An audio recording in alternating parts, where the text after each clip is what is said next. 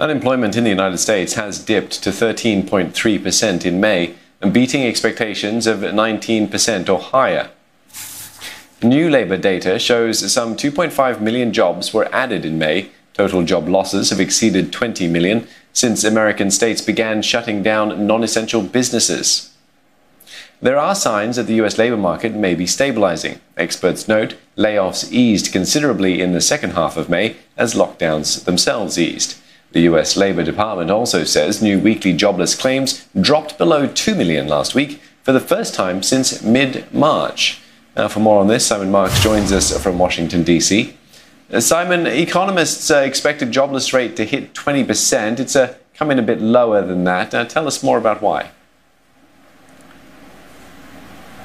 Well, substantially lower than that, 13.5% versus expectations of 19.5%. President Trump is absolutely celebrating at the White House. He's put out a series of tweets, including one in which he said he was just kidding, praising himself for these numbers that are a direct result of the partial reopening of the American economy. If you drill down into the numbers, you can see that of the 2.5 million jobs that were created in May versus April, when, of course, the country was completely shut down, more than half of them were created in the restaurant sector, 1.3 million.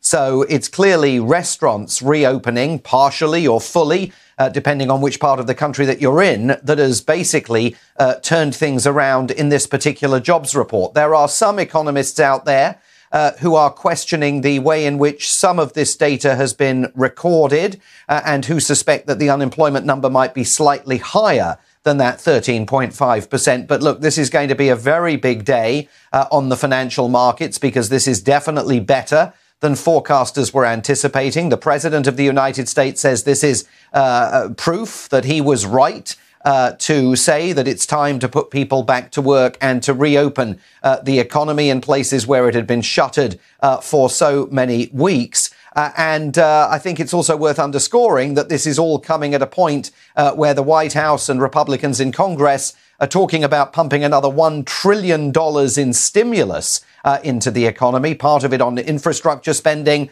part of it possibly on a payroll tax cut if they can secure sufficient support for that. So for the White House, at least, this jobs report on this particular day is providing some reason for optimism as a result of these numbers.